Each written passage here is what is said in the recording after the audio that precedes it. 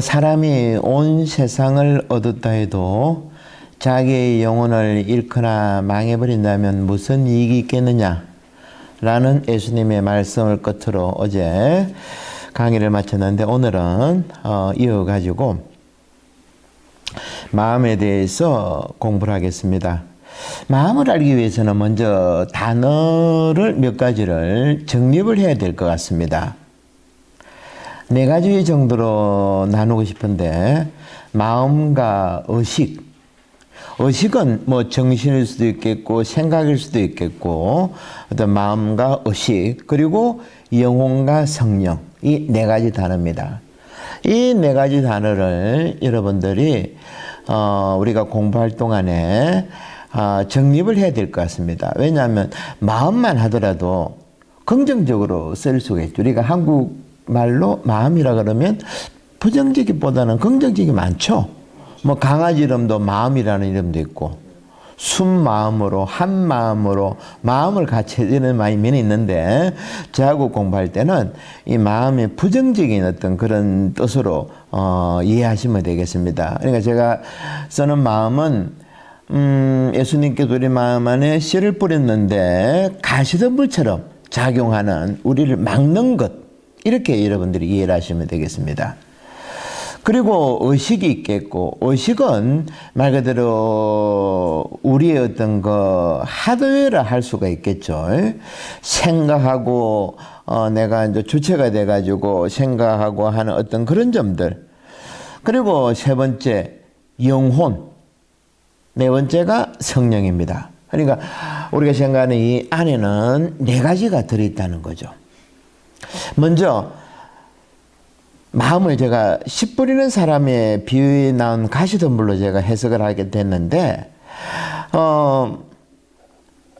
제가 용서를 전에 공부할 때 했던 거 안 했던 거 제가 기억이 안 나는데, 우리는 태어나자마자 안과 밖을 구분하고 네 것 내 것 나누고 남에게 인정받으려 하고 스펙을 쌓으려고 하고 이런 부분들이 있습니다. 그러니까 마음에 이런 부분들인데, 이것이 거짓자아입니다. 사실 전문 용어로는. 근데 거짓자아로 계속 쓰기보다는 마음으로 쓰는 게 편해가지고 거짓자아가 곧 마음이다 생각하시면 되겠습니다. 그리고 의식은 좀 전에 말씀드린 것처럼 우리가 태어날 때 몸을 가지고 태어나는 것처럼 의식을 소프트웨어보다는 하드웨어 쪽으로 이해를 하시면 되겠습니다. 무슨 말인지 아시겠죠? 그리고 세 번째 영혼은 이 세상 나올 때 우리 각자에게 주어진 것으로 의식과 마음보다는 좀 더 내밀한 그 밑에 층에 있는 하느님의 호흡으로 보면 되겠죠. 그리고 네 번째는 성령입니다.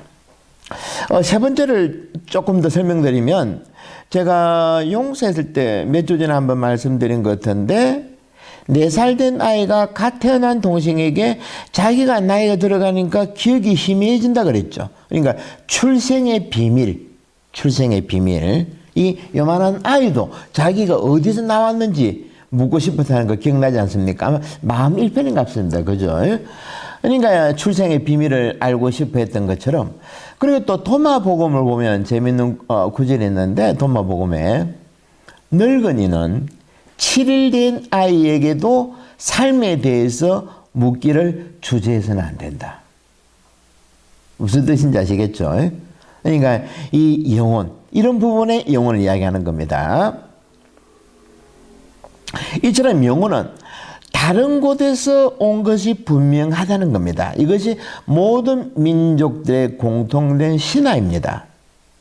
그리고 마지막으로는 성령인데, 성령은 너무나 당연한 것처럼 제가 계속 강조해 드렸죠. 부활하신 예수님께서 직접 숨으로 불어 넣어주신 것. 어떻습니까? 이게 나누니까 조금 각 단어의 차이가 느껴지죠.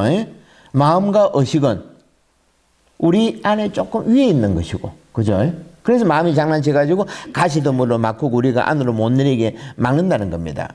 그리고 영혼과 성령은 그 밑에 뚫고 내려갔을 때 그 내밀한 곳에 있는 곳, 이게 위치해 있다는 거죠. 그래서 언젠가 제가 말씀드린 것 같은데, 몇 주 전에 마이스터 에카르트의 이야기를 빌리자면, 우리가 더 밑으로 나의 내밀한 곳으로 가면 그 방에 가서는 하느님마저도 벗고 들어오신다. 우리 안에는 그런 아주 궁전과 같은 아주 내밀한 곳을 생각하면 되겠습니다. 그럼 영혼이 우리 몸 안에 들어오고 형성되는 기원에 대해서 여러 가지 신화를 공부하는 것이 매우 흥미롭습니다. 특히 칼융이라는 사람, 심리학자인데 프로이드의 제자죠. 이 사람이 민족들의 원형에 대해서, 그러니까 신화입니다. 우리 한국 사람에는 뭐가 있습니까? 삼신할머니죠, 그죠? 네. 만난 삼신할머니. 이런 식으로 각 민족마다 자기 어떤 고유한 신화가 있다는 겁니다. 이런 거 보면 원형은 조상 때부터 내려온 신화 종교 등으로 집단 무의식에 가까운 겁니다. 이런 것들이 우리 의식에 많은 영향을 끼칩니다. 다시 말해 우리가 눈으로 보고 들은 것, 기억한 이 모든 것이 다가 아니라는 거죠. 우리 과거의 기억이 얼마나 보잘것없는가, 이 점에 대해서는 제가 나중에 한번 고릴라 실험을 해가지고, 고릴라가 농구장에 난입한 사건이 있습니다. 그때 한번 좀 자세히 설명드리겠고, 하여튼 우리 DNA 안에는 물질적인 것만, 몸만 유전되는 것이 아니고 조상들의 정신문화적인 정보들도 아울러 같이 전달된다는 겁니다. 예를 들면 제가 요즘 아이들 보면 깜짝 놀라는 것은, 천년성질하고 얼마 전에 작년에 독서를 시켰는데 말 그대로 2학년이죠. 2, 3학년 이런 애들이 제대에 올라가지고 너무나 유창하게 독서를 낭독하는 모습을 보고 저는 깜짝 놀랐습니다. 왜냐하면 사실 저는 신학교 다닐 때까지도 말을 좀 더듬거렸습니다. 왜냐하니까 제 아버님이 아주 엄하게 저를 교육시키는 바람에 아마 어릴 때 제가 좀 눌려서 컸는가 봐. 그러니까 밥상머리에서부터 말한다는 건 상상도 못하는 거죠. 시키면 따르면 되는 거지. 그러다가 저는 뭐 장남으로 자랐기 때문에, 아주 어떤 그런 교육을 받았기 때문에 어디 남 앞에 가지고 뭐 말을 유창하게 한다는 건 생각도 못 했고, 그런 제가 신부대에서도 몇 년 정도 남 앞에 말한다는 것이 아주 저는 힘들었는데, 지금도 뭐 마찬가지고. 그런데 초등학교 2학년 애들이 어디서 배웠는지 저는 깜짝 놀랐습니다. 이게 무엇을 이야기하는가? 이런 부분들이 가르쳐야 될 부분은 아니죠, 그죠? 문화적으로, 문화의 차이라는 겁니다. 이런 것들이 들어온다는 거죠. 그래서 리처드 도킨스 같은 사람들은 밈이라 그럽니다. 밈, M-I-M. 이것을, 그러니까 DNA는 말 그대로 몸으로 받는 거고, M-I-M, 밈은 정신문화적인 것도 같이 받는다는 겁니다. 그러니까 제가 이제 몇 가지 각 나라들의 영혼이 어떻게 들어오는가를 설명하겠는데, 신기하게 비슷합니다. 그러니까 우리 안에 있는 영혼이라는 것은 우리가 태어나기 전부터 태어날 때부터 받았던 거고, 또 우리가 죽을 때 이 영혼은 또 같이 어디론가 간다는 거죠. 이것이 신기하게도 각 나라마다 비슷하다는 겁니다. 그리고 그러면 민족들의 정신문화 정보가 신화적으로 전달되는 걸 먼저 일본부터 한번 보겠습니다. 일본에서는 어떻게 되는가 하니까, 갓난아이가 아주 먼 곳에서 인간 공동체로, 일본어로 자기네 나라로 들어왔다는 설화를 믿고 있습니다. 때문에 일본 사람들은 갓난아이의 영혼에게 세상은 매우 낯설기 때문에 어머니나 그 밖에 돌봐줄 사람이 무엇보다도 중요하다고 생각하고, 절대는 아니겠죠. 하여튼 될 수 있는 한 아이 혼자 남지 않도록 늘 곁을 지켜줘야 된다는 생각을 가지고 있다는 겁니다. 그럼 일본 사람들이 이런 설한데 신화인데, 이런 것들이 현대 뇌과학자들에 의하면 참으로 바람직한 것으로 드러나고 있죠. 증명되고 있죠. 왜냐하면 아이들의 뇌는, 인간의 뇌는 태어나서 한 2, 3살까지 말 그대로 그때 다 성장한답니다. 유런이 머리 안에 내 있는 유런이 반짝반짝반짝하고 막 상상을 초월할 정도로 그 나이대가 다 습득한다는 거죠. 그런데 우리는 옛날에 어떻게 했습니까? 물론 어려웠지만 밭에 가면 아이 주렁주렁 나가지고 볼 사람 없는 게는 갓난아이를 나무에 묶어놓고 그죠? 좀 방치를 했죠. 그리고 또 우리는 또 6.25 전쟁을 겪었기 때문에 참으로 해서는 안 될 어떤 부분인데 할 수 없었지만은 고아원 참으로 치명적입니다. 이것은 아주 치명적인 거죠. 아이는 특히 갓난아이는 절대적으로 부모의 돌봄이라든지 어른들의 돌봄이 필요하다는 겁니다. 이런 것 없이 밥만 주면 되지. 천만의 말씀. 이것은 치명적이라고 그럽니다. 뇌세포 발달하는데. 그래서 어떻게 보면 조기 교육 이 부분도 뭐 그렇게 우리가 뭐 부정적으로 볼 필요는 없다는 거죠. 아이의 뇌는 2, 3살까지 다 성장한다는 겁니다. 거진다가. 그리고 유대인들의 신화를 보면, 전설을 보면 재미있습니다. 하느님께서 아이의 몸 안에 영혼을 집어넣기 직전에 영혼에게 너는 이전에 영원한 생명에 관해서 잊을 것을 명령하신답니다. 그러니까 하느님의 나라에 있을 때 이제 어떻게 만들어지는 모르겠지만은, 그래서 그 담당하는 천사가 따로 있다고 합니다. 그래서 아이에게 영혼을 집어넣고 너는 가가지고 너의 신적 기원에 대해서는 절대 말해서는 안 된다라는 의미로 어떻게 하는가, 인중에 꼭지로 찔러준답니다. 그래서 우리가 엄폭 들어갔죠, 인중에. 그죠? 그래서 우리가 여러분 한 번쯤 보면 생각 안 날 때 어떻게 합니까? 이렇게 하죠. 우리도 모르게. 그러니까 참 재미있는 유대인들의 어떤 신화인데, 그러니까 이처럼 일본, 우리나라도 그렇고 모든 각 나라마다 이런 풍습이 있는 거 보면 영혼이라는 이 부분 정말 우리가 가장 신경 써야 되죠. 강의 시작하면서 예수님께서 말씀, 너희가 영혼을 잃어버리면 아무것도 소용없다는 그 말씀, 정말 우리가 새겨드려야 될 예수님의 가르침이라 하겠습니다.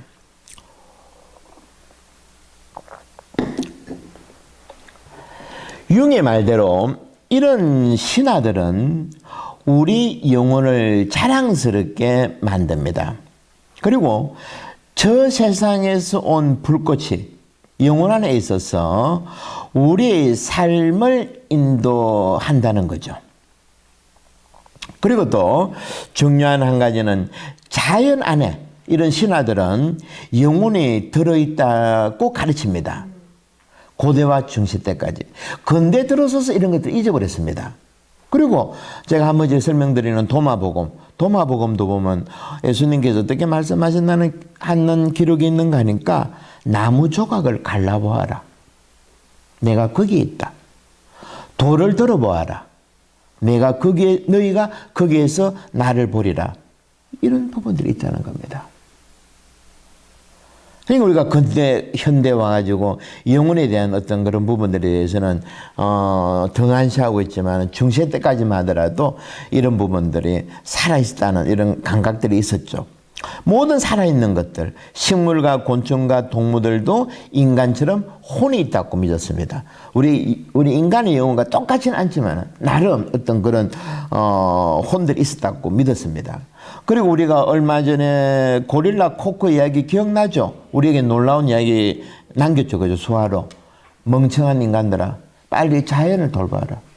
어찌 보면 5년 전쯤에 코코가 죽었는데 고릴라가, 요즘에 있는 바이러스도 아마 그거하고 다르지 않을 겁니다. 우리가 생태계를 파괴했기 때문에. 한번 보십시오. 작년에 미세먼지를 우리가 얼마나 힘들었습니까? 중국에서 지난주가 먼저 돼서 발생한다는 것. 아마 코코의 그 예언이 다르지는 않을 겁니다. 우리는 빨리 자연을 회복시켜야 됩니다. 생태계를. 그리고 미국과 같은 나라도 자기 나라만의 경제 성장보다는 도쿄 정서부터도 실천하고 있지 않죠, 미국은. 이러다가 참으로 끔찍한 결과를 우리가 맞이한다는 겁니다. 그리고 양자 물리학에 대한 이해를 구하면 우주의 가장 작은 원자들까지도 양자학자들 이야기 들어보면 나름 욕망과 비슷한 어떤 것을 가지고 있다는 겁니다. 아무리 작은 것이라도 양자 물리학에 따르면 미시적인 눈으로 본다 그러면, 그러니까 우리는 단지 모를 뿐이죠. 우리가 아는 것은 극히 미비한 건데 우리 어떤 그 감각들을 이제는 좀 새로운 눈으로 생각을 해야 된다는 것입니다. 그리고 우리는 잘못된 과도한 창세기 해석을 버릴 때가 왔습니다. 창세기에서 뭐라 했습니까? 너희는 자연을 지배하여라 그랬죠. 그 뜻이 아니라는 겁니다. 지금 우리 현대인들이 하고 있는 것처럼 이것은 지배가 아니죠. 잘못 해석한 거죠. 참된 창세기 해석에 따르면 우리는 자연을 분리하고 지배해야 된다는 생각을 버리고 자연과도 하나가 되는 이런 책임 있는 의식이 필요하다는 것입니다. 우리도 결국 자연의 한 부분이기 때문에 우리 자신의 마음을 보다 더 잘 이해하기 위해서도 가능한 넓은 차원에서 전 우주적인 관점에서 우리들의 위상을 설정할 필요도 있고, 그리고 조금 전에 말씀드린 미시적인 관점으로도 우리는 살펴봐야 됩니다. 제가 전에 말씀드렸죠. 전자나 그 밑에 있는 커커 물질까지 들어가면 이런 것들은 가만히 있지 않고 뜬다 그랬죠. 그리고 도약을 하고 이렇게 하는 건데, 이것이 바로 예수님의 숨결이고 성령과 우리 영혼과 예수님이 한데 모여가지고 벌이는 춤판하고도 마찬가지라는 겁니다. 단테도 그런 표현을 썼습니다. 신곡의 단테 아시죠? 지금 이태리가 아주 힘들어하는데 단테라 그러면 우리나라식으로 하면 이태리의 세종대왕 역할을 하는 사람입니다. 이 사람이 신곡을 썼는데 신곡의 마지막 그 천국편에 보면 그 단테가 올라가면서 하느님 대전으로 이제 상승돼 올라가는데 하느님을 만나러 가는 거기서 어떤 표현을 썼는가 하면 전 우주가 홍소가 무슨 말인가 하면 칼칼칼 웃는답니다.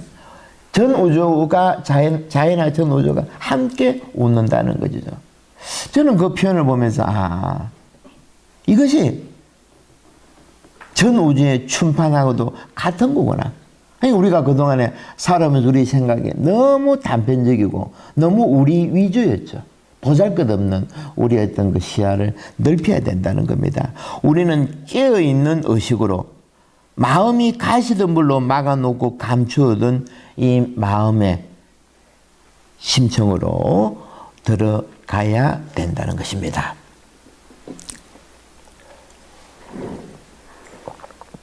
인간에게는 두 가지 마음이 있습니다. 첫째는 개인적인 마음이고, 이것은 이제 자아라고 보통 이야기하죠. 자아.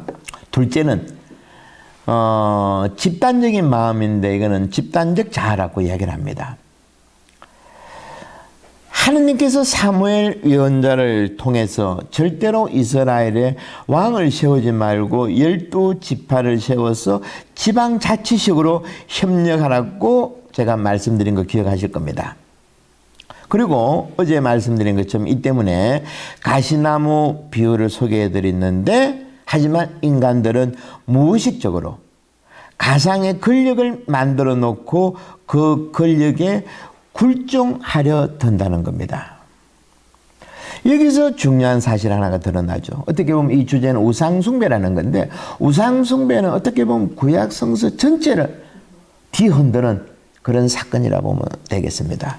끝이 없이 나오죠. 우상숭배는 가장 큰 주제입니다.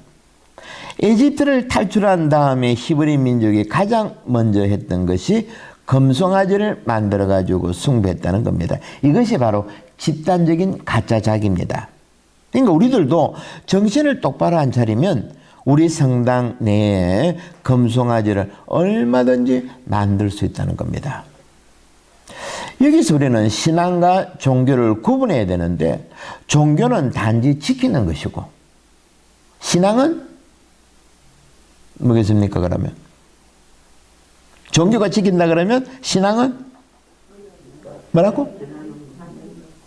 마스크 끼워서 안 돼. 뭐라고요?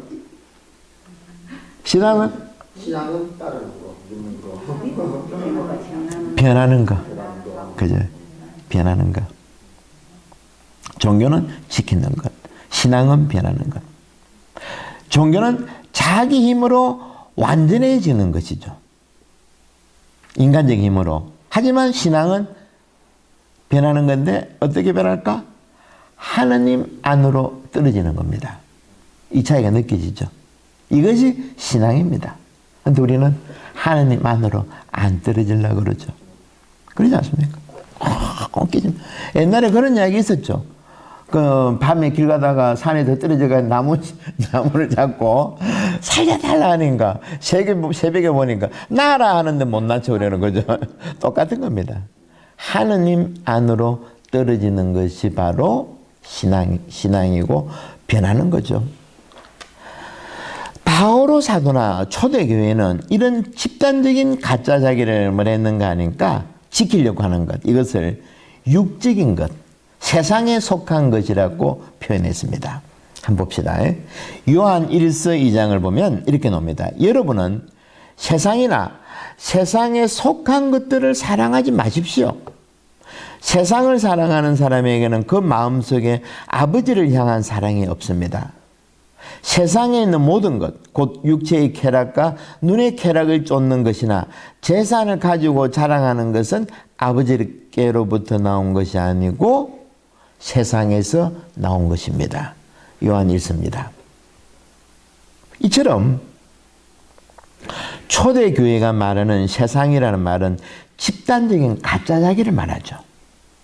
그리고 이 세상은 탐욕적이고 끝없이 성장을 하는 체제를 말합니다. 도무지 포기할 줄 모릅니다. 괴물과 같은 겁니다. 우리식으로 말하면 불가사리죠. 미안한 이야기지만은 제가 듣기는 전 세계에서 제일 큰 교회들이 한국에 있다 들었습니다. 이 무서운 거죠. 한 교회가 수만 명 신자 가인 이것이 교회일까? 지키는 거죠, 그것은. 그 안에서 무슨 하느님을 찾겠습니까? 불가사리라는 겁니다. 끝없는 탐욕. 그리고 바오로 사도는 이렇게 말했습니다. 자신의 영혼과 한 번이라도 접촉해 본 적이 없는 사람들은 우리가 영적인 것을 말할 때 어리석고 행설수설한다고 말한다. 그죠? 내 자신의 영혼과 한 번이라도 접촉해 본 적이 없는 사람들이 신자라고 얼마나 고함을 치고 하여튼 더 이상 말할 필요가 없겠죠. 그죠? 자신의 영혼과 한 번이라도 접촉해 본 적이 없는 사람들은 우리가 영적인 것을 말할 때 바보라고 이야기하는데 이것을 거꾸로 말하면 너희가 개맛을 아느냐? 한때 광고 기억나죠? 그죠? 우리는 그네들에게 이렇게 말해야 될 겁니다. 너희들이 개맛을 아느냐? 그리고 바오로 사도는 이렇게 말합니다. 우리가 받은 성령은 세상이 준 것이 아니라 하느님께서 주신 겁니다. 우리는 그 은총의 선물을 전하는 데 있어서 인간이 가르쳐주는 지혜로운 말로 하지 않고 성령께서 가르쳐 주시는 말씀으로 합니다. 그러나 영적이 아닌 사람들은 하느님의 성령께서 주신 것을 받아들이지 않습니다. 그런 사람에게는 그것이 어리석게만 보입니다. 그들은 죽었다 깨어나도 이해를 못합니다. 고린도후서 10장이죠. 그러니까 제가 몇 가지 성경구절 말씀드렸는데 어떻습니까, 여러분? 우리가 진작부터 이런 마음에 대해서, 영혼에 대해서, 성령에 대해서 공부를 해야 되는데 이제까지 잘 들어본 적이 없죠. 그죠? 서로가 강조를 안 했고 외부적인 것에 너무 우리가 신경 쓰지 않았는가, 신앙들이. 변화해야 되는데 지키는 것에만 우리가 마음을 썼다는 거죠. 그럼 이제 다시 한번 초대교회로 돌아가 봅시다. 지난번에 코인의 그리스마인 에피오시온과 아리키포이멘 조금 기억나시죠? 그리고 오늘은 호모스마돈이라는 단어에 대해서 한번 알아봅시다. 참으로 재미있는 단어입니다. 우리가 성경의 단어 중에 번역을 해서는 안 되는 단어가 있다고 말씀드렸죠. 할렐루야, 호산나, 아멘 이런 것들. 호모스마돈도 들으셔야 되는데 안타깝게도 호모스마돈은 잊혀져 버렸습니다. 저는 이 호모스마돈을 설명하기 위해서 제일 먼저 제 머릿속에 딱 들어오는 걸 뭔가 하니까 제가 82년도에 신학교 갔으니까 부산에서 85년, 6년부터 아마 상관학교를 했던 것입니다. 그래서 제가 그때 처음으로 부산교에서는 두세 번째 본당으로 그때 신학생 때 제가 이제 대구에서 자료를 받아가지고 상관학교에 대해서 공부도 하고 본당에서 했는데 상관학교 산자부터 공부했습니다. 교사들 나눴고 주일학교에서 나눴고 상관학교 산자부터 하면서 가르치면서 했는데 그때는 정말 모든 것이 우리가 뭐라 그럽니까? 귀할 때였습니다. 궁했죠. 그때는 우리가 한마디로 말하면 궁했습니다. 하지만 참으로 재미있을 때죠. 그죠? 3, 40년 전에. 거기에 대해서 조금 더 설명드리겠고 하여튼 이 호모스마돈을 설명하려면 상관학교라는 거 머릿속에 싹 들어가는데 이 단어는 루카복음과 사도행전에서 부활하신 예수님을 만난 공동체의 모습을 설명하면서 12번 이 단어가 사용되었고 바로 사도가 따로 로마서에서 한 번 사용했습니다. 이 단어를 우리말로는 어떻게 번역했는가 하니까 만장일치로 한마음 한뜻으로 모두 마음을 같이 해서 이렇게 번역을 했습니다. 하지만 그래서 단어 그대로 좀 살렸으면 하는데 호모스마돈을 원어대로 살리면 불같은 마음으로라고 번역했으면 참으로 어울리겠다 제 속으로 생각합니다. 사도행전 1장을 보면 그들은 모두 여러 여자와 예수의 어머니와 그분의 형제들과 함께 한 마음으로 기도했다. 좀 밋밋하죠, 그죠? 그리고 사도행전 2장 보면 그들은 날마다 한 마음으로 성전에 열심히 모이고 이 집 저 집 빵을 떼어 나누었다. 여기도 한 마음으로 번역됐고 사도행전 4장에 이렇게 풀려난 베드로와 요한은 동료들에게 가서 수숙사제들과 원로들이 자기들에게 한 말을 그대로 전하였다. 동료들은 그 말을 듣고 한 마음으로 목소리를 높여 하느님께 아뢰었다. 이것도 좀 다르게 번역해서면 불같은 마음으로 얼마나 고마웠으면 그 공동체가 고함을 쳤으면 하늘이 그냥 찢어질 정도로 그렇죠. 이렇게 번역했으면 더 실감나죠. 그리고 바오로는 로마서 15장에서 여러분이 예수님의 뜻에 따라 서로 뜻을 같이 하게 하시오. 이거 같은 의미죠. 호모스마돈. 이렇게 사용했다는 겁니다. 호모스마돈은 복합단어인데 호모는 그리스 말로 같다는 말입니다. 수마스는 불같은 강력한 감정이고 도는 부사형으로 문장을 꾸며주는 겁니다. 그러니까 단어 세 개가 쭉 같이 돼가지고 호모스마돈인데 집중되고 통제된 에너지, 불같은 감정으로 이렇게 쭉 나열해 볼 수가 있겠죠. 혼돈되고 분산되는 것이 아니고 집중되고 통제되는 에너지입니다. 호모스마돈은 마치 축제할 때 우리가 줄다리기 할 때 어떻습니까? 줄다리기 할 때 힘센 사람 몇 명 있다고 못 이기죠, 그죠? 리더라 그러나? 영차형들 그 맞춰야 이깁니다. 이게 바로 제가 볼 때는 호모스마돈이 것이 아닐까 싶습니다. 한마음 한뜻으로 그죠? 불같은 마음으로 이처럼 성경에 나타난 호모스마돈은 공동체의 리더 몇 명이서 모여가지고 만들어낼 수 없는 열정입니다. 이 열정은 부활하신 예수님과 인간들의 마음 안에서 활동하는 성령과 함께 해야 되죠. 그리고 우리가 기꺼운 마음으로 참여할 그러한 일입니다. 호모스마돈을 빼고는 초대교회의 모습을 제대로 그릴 수가 없습니다. 제가 아까 상관학교 말씀드렸죠. 우리 한국에 한번 그 당시를 한번 돌아가 봅시다. 80년 초반이라 그러면 우리 경제가 막 성장할 때도 그죠.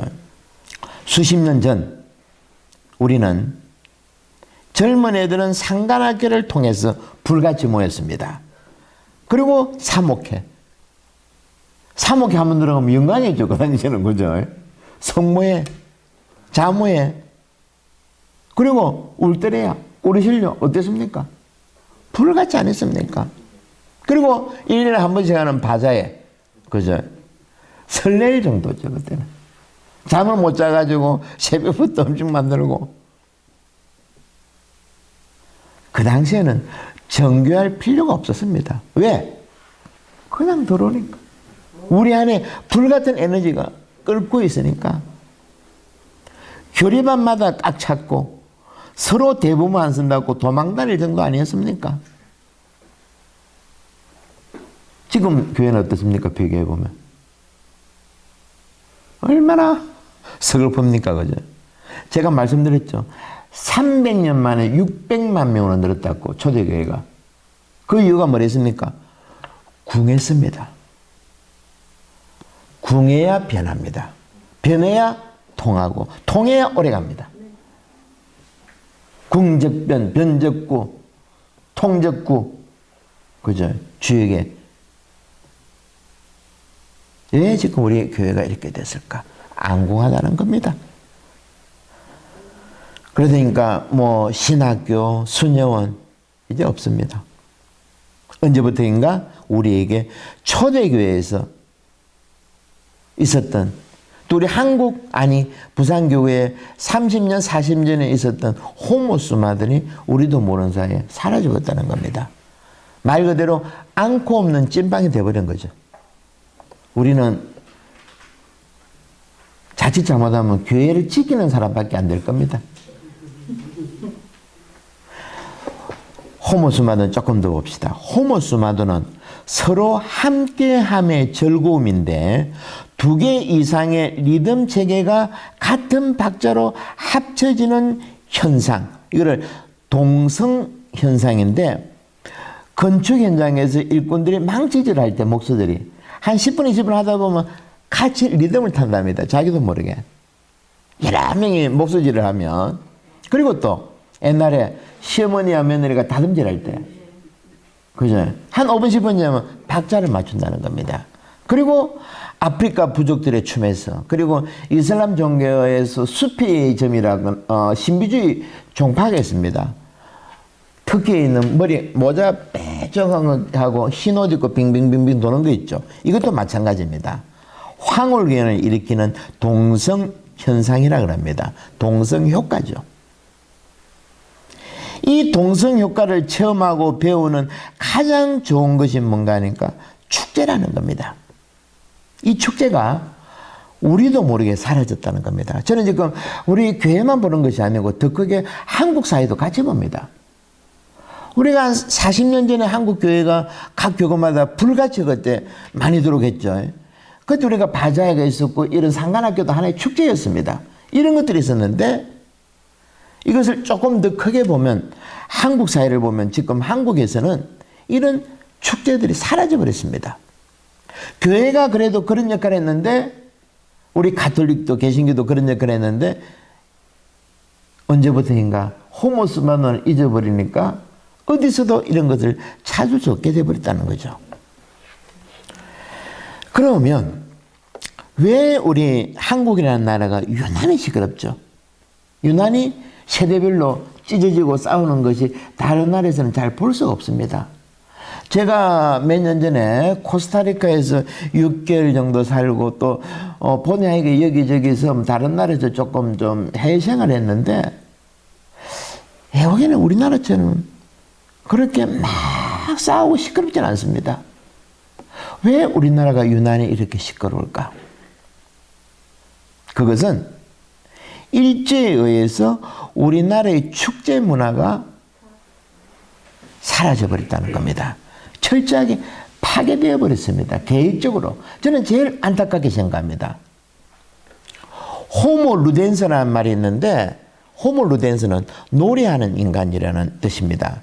호이징야라는 철학자가 만드는 단어인데 홈으로 돼서 노래하는 인간. 인간이 놀 줄 모르면 그것은 인간이 아니라는 겁니다. 이 놀이가 구약의 안식이라고 같이 연결됩니다. 구약 성경에서 가장 중요하게 강조하는 게 뭡니까? 정결의 법도 있지만 안식의 법. 아주 대단하게 했던 직권도 마찬가지입니다. 왜 그렇게 하는가? 놀 줄을 모르면 그 사회는 파괴된다는 겁니다. 그래서 한번 다음에 놀이라는 주제로 한번 여러분들과 한번 강의 한번 같이 공부할 시간이 있겠나 모르지만 논다는 것, 이 부분을 우리가 다시 한번 생각해야 된다는 겁니다. 우리나라 사람은 다른 민족과 다르게 호모수마돈이 아주 강합니다. 한때 요즘 좀 유행이 좀 갔지만 싸이도 그렇지만 방탄소년단이라든지 요즘 한번 봐보십시오. 스포츠면 스포츠, 음악이면 음악. 지금 이 코로나 바이러스를 하는 것도 대단한 민족입니다. 우리 민족은 대단한 민족입니다. 제가 오래전 이태리에 사제학교라고 있는데 거기서 한 달 정도 살았는데 거기는 전 세계 신부들이 모여가지고 니도 신부고 나도 신부입니다. 그러니까 선진국 후진국도 없고. 그런데 거기서 제가 듣기로는 제 선배들 이야기 들어보면 한 달만 살면 한국 신부들이 다 그 팀장이 된다고 합니다. 왜? 책임감이 있죠. 머리 좋지. 운동 잘하지. 노래 잘하지. 시키놓으면 하여튼 못하는 게 없다는 겁니다.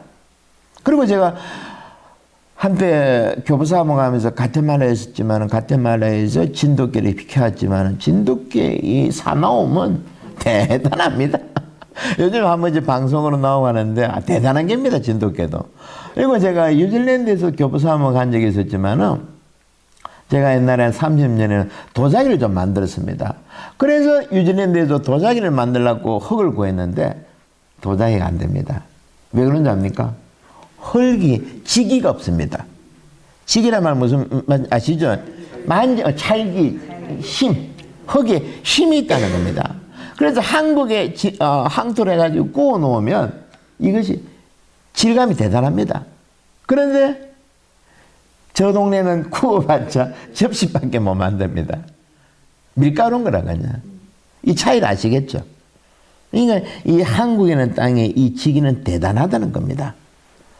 그러니 보면 제가 볼 때는 한국 사람들, 유태인들, 이스라엘 사람들이 이런 지기가 참 하여튼 좀 특이하다고 저는 살짝 한번 생각해 봅니다. 하여튼 그리고 또 뉴질랜드 있을 때 보면 한국 사람들이 쑥과 상추가 먹고 싶어 가지고 한국에 갔다가 우리가 문익점이 후회죠. 파이로트 만년필에다가 씨를 숨겨 가지고. 근데 그 나라에서는 이런 거 갖고 잡히면 큰일 납니다. 제일 큰 제조 뉴질랜드에서. 하지만 우리가 누굽니까? 끝까지 들고 오죠. 들고 가지고 집집마다 고추 심고 상추 심고. 그런데 그 이제 한 해 뒤에 1, 2년 지나면 또 이제 맛이 없어지는 거죠. 왜? 땅이 그러니까. 그래서 일제가 우리나라를 식민지할 때 가장 먼저 했던 일 중에 한 가지가 전기를 없앤다고 산에 쇠말뚝을 박았댔죠. 그네들은. 그죠? 아주 잔인한 짓을 했다는 겁니다. 그리고 똑똑한 사람 일본으로 다 데려가고. 그리고 또 뭐 했습니까? 가장 우리의 치명적인 일을 했던 게 뭔가 하니까 축제를 없애버렸습니다. 구판 이런 것들. 구판 이런 것이 나쁘다 볼 수 없는 겁니다. 구판이 뭔가 하면 동네별로 모여가지고 구들하면서 덩덕공 하면서 막걸리 먹고 푸는 겁니다. 마음을 풀고. 왜냐하면 그 당시에는 농경사였기 때문에 물이 최고죠. 물을 답답하니까 새벽에 가지고 물꼬를 자기 노릇 보면 이거는 싸움 나죠. 이런 서로 불목한 이런 부분을 푸는 게 구판이었는 거라. 무슨 말인지 아시겠죠? 그러면서 강강술래 하면서 서로 풀고 해야 되는데 지금 우리나라가 왜 이렇게 서로 간에 헐뜯고 왜 이렇게 세대별로 나뉘어지고 좀 싸움들이 있나는가? 이런 축제가 없어져 버렸기 때문이죠. 오늘은 제가 호모수마돈 이야기하면서 축제까지 이렇게 쭉 왔습니다. 하여튼 또 다음 시간에 같이 한번 연결해가지고 우리 있는 성경에 들어있는 호모수마돈 이 불같은 이 열정 이것하고 축제하고 우리 마음들이 어떻게 전개되어 나가는지 이런 부분들을 계속 이어가지고 다음 시간에 또 만나도록 합시다.